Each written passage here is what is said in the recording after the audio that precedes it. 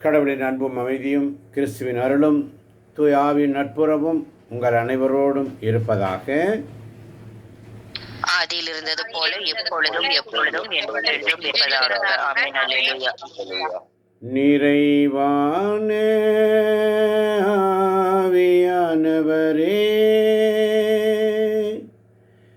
நீர் வரும்போது குறைவுகள் மாறுமே. நீர் வந்தால் சூழ்நிலை மாறுமே.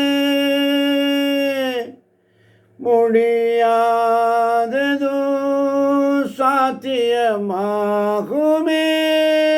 நிறைவே நிறைவே நீர் வாருமே. நிறைவே நீர் வேண்டுமே. நிறைவே நீர் போதுமே. ஆவியானவரே, பலவீனம் பலனாய் மாறுமே. சுகவீனம் சுகமாய் மாறுமே.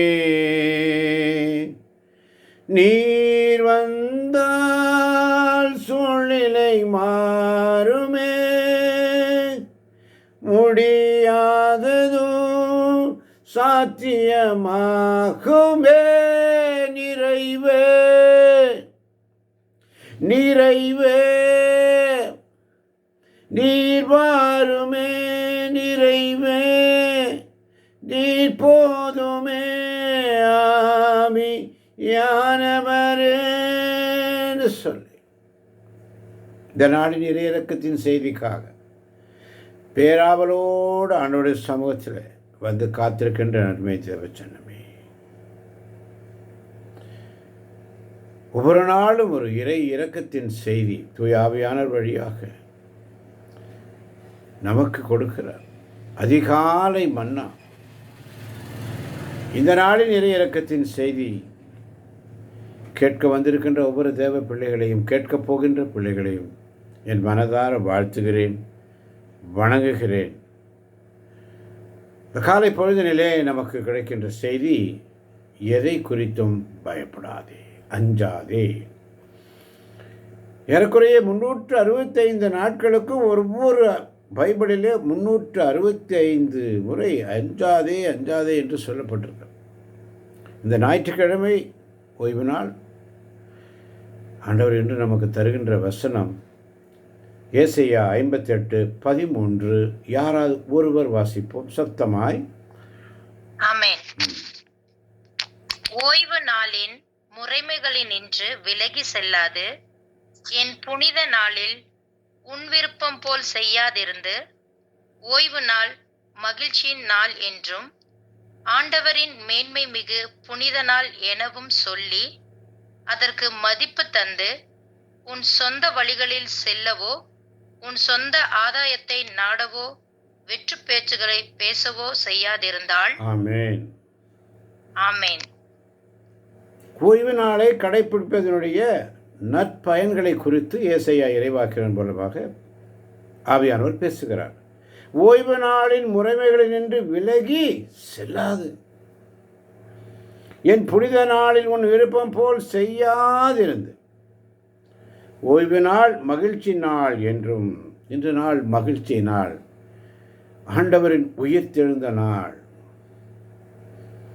தவக்காலம் இருந்த போதிலும் ஒவ்வொரு ஞாயிற்றுக்கிழமையும் ஆண்டவருடைய உயிர்த்தெழுந்த நாள். எனவேதான் இன்று நாம் சிலுவை பாதை சொல்லவில்லை, மாறாக ஸ்தோத்திர பலிகளை எடுத்தோம். ஆண்டவருடைய சமூகத்தில் வந்திருக்கின்ற அருமை தேவச்சனமே, ஆண்டவரின் மேன்மை மிக புனிதமான இந்த நாள் அவருக்கு மதிப்பு தந்து, அவரை இந்த நாளுக்காக மதிப்பு தந்து, நம் சொந்த வழிகளில் செல்லவோ சொந்த ஆதாயத்தை நாடவோ வெற்று பேச்சுகளை பேசாவோ செய்யாதிருந்தால் ஆவியானவர் சொல்ற, அஞ்சாதே மகளே, நீ எதை குறித்தும் பயப்படாதே.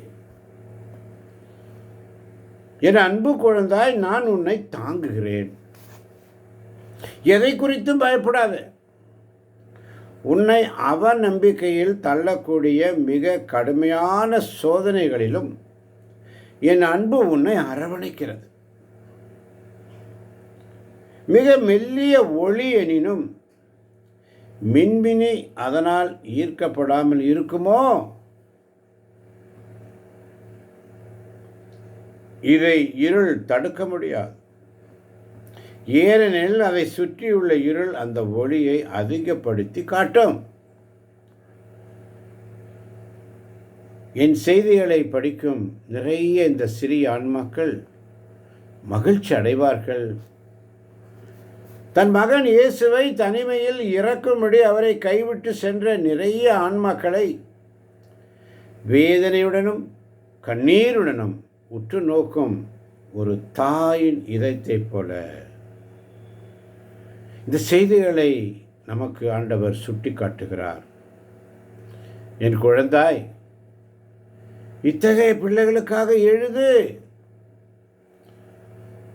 இந்த வறிய பரிதாபமான பிள்ளைகளுக்காக அழுவதை தவிர வேறு எதுவும் செய்ய இயலாத ஒரு தாயின் இதயத்தை இவர்கள் வேதனையால் நொறுக்குகின்றன.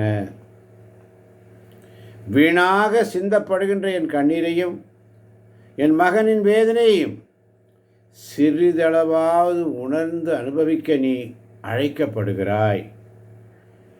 பரிதாபமான நிலையில் உள்ள பாவிகளுக்காக செபி, நான் உன்னை ஆசீர்வதிக்கிறேன்.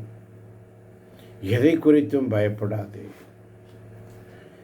இதைதான் ஏசாயா இறைவாக்கினர் 58:14 மிக அழகாக சொல்லப்பட்டிருக்கிறது.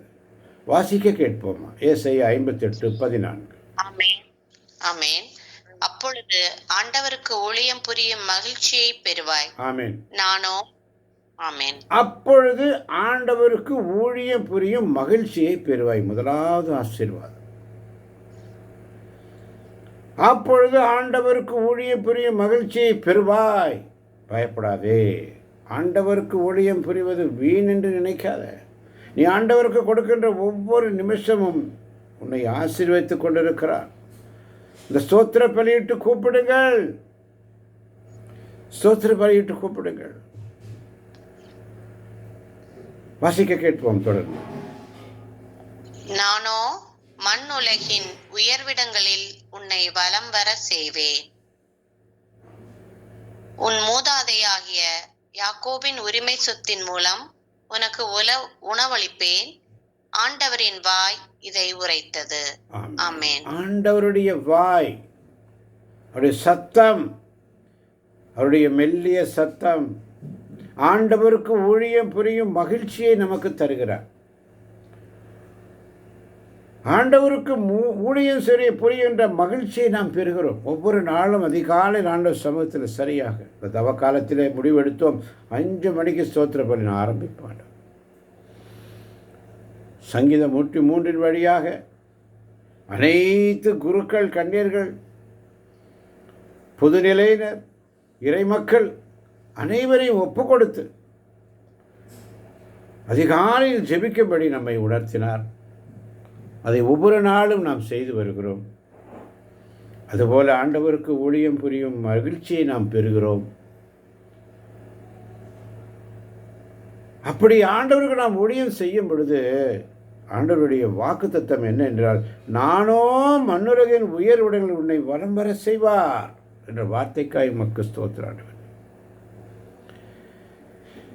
மண்ணுலகின் உயர்விடங்களில் உன்னை வலம் வர செய்வார். நம்பர் 1, முதலாவது ஆண்டவருக்கு ஊழியம் புரிகிறோம் என்ற அந்த மகிழ்ச்சி நமக்கு.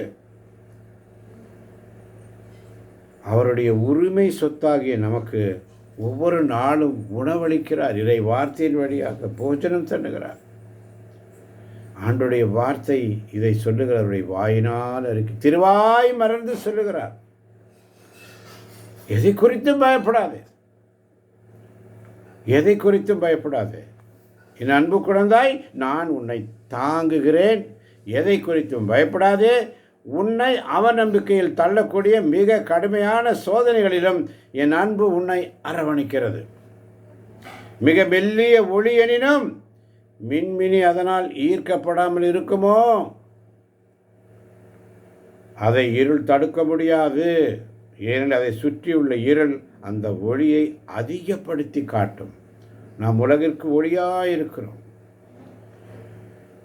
எவரும் விளக்கை ஏற்றி மரக்காலின் அடியில் வைப்பதில்லை, மாறாக விளக்கு தண்டின் மேல் வைப்பர்.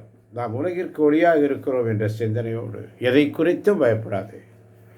ஆண்டவர் உன்னை நிறைவாக ஆசீர்வதிப்பாராக. இந்த ஞாயிற்றுக்கிழமையில் கேட்கப் போகின்ற ஒவ்வொரு பிள்ளைகளையும் தேவன் தாமே ஆசீர்வதிப்பாராக.